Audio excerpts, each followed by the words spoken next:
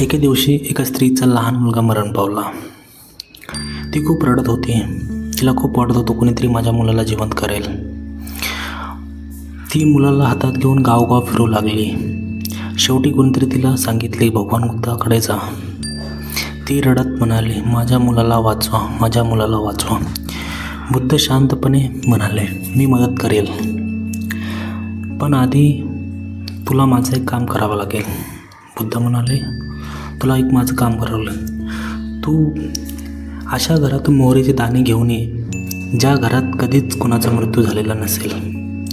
ती आनंदाने घराघरात जाऊ लागली, पण प्रत्येक घरातून एकच उत्तर मिळालं, इथे कोणतरी मरण पावलं, इथे कोणतरी मरण पावलं. असं प्रत्येक घरामध्ये तिला कोणी ना कोणी सांगत होतं.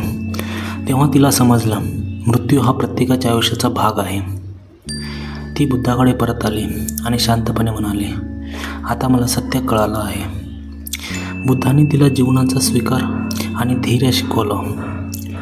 यामधून, या कहाणीमधून आपल्याला एवढंच मिळतं, दुःख टाळता येत नाही, पण ते स्वीकारल्यावर मनाला शांती मिळते. नमस्कार मित्रांनो, अशाच व्हिडिओसाठी आपल्या चॅनलला सबस्क्राईब करा. धन्यवाद.